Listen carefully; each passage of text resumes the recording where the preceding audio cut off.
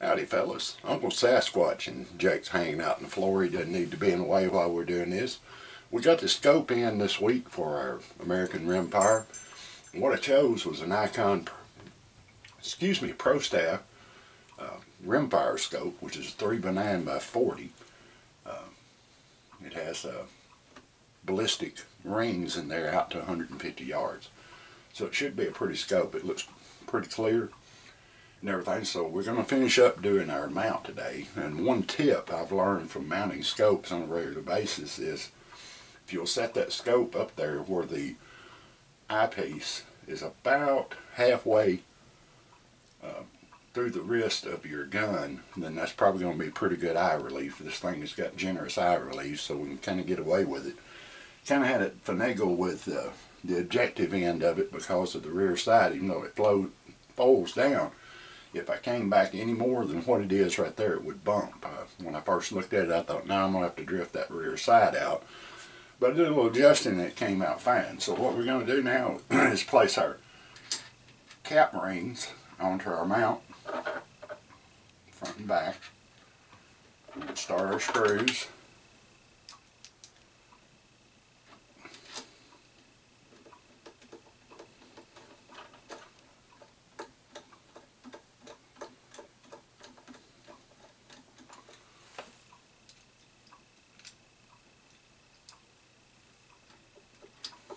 Hard to see over to that side, but we'll get there.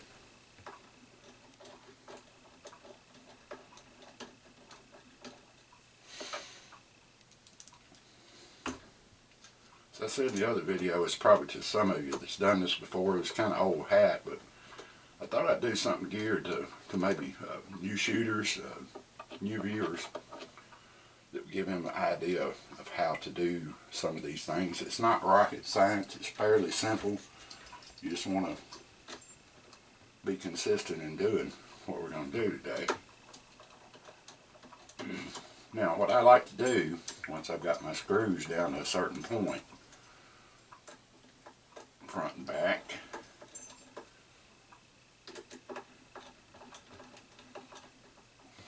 what I want to do now is try to turn, say 2 or 3 turns here, 2 or 3 turns there.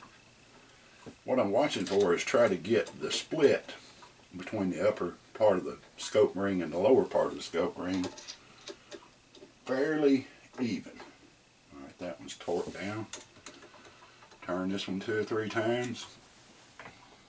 Turn that one 2 or 3 times.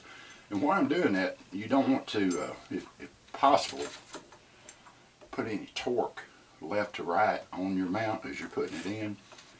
I don't know if that does anything great, but it just doesn't torque down on your scope as much. So we got both of those about where I want them. Maybe back this one off just a hair. Turn this one down a bit. Alright, my split looks good. Alright, now, I'd like to look. I think I've got this thing fairly level as far as the gun's concerned, but what I'm going to do now is look through that just a hair bit too tight. Let me back them off just a bit. There we go. I'll look through there and try to get my reticle as level as possible before I finish torquing everything down. Alright, alternate. Turn a little bit on one side, turn on the other side. Look and see what you got.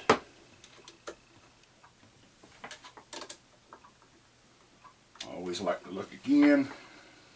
Yep, that looks pretty good. I'll have to put it up my shoulder to finish fine tuning it, but that's okay. But now what you want to do, as I showed in the other video, even though this is 22, go ahead and take your little Allen wrench and tighten those down till you flex that wrench just a little bit. That should be the proper about 20-25 inch-pounds of torque that D&Z recommends for the mounts. So there you have it. If you'll look back a few videos, you'll see how to bore sight if you have a collimator to do that.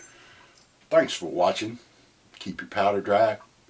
Mind your top knot, Pilgrim.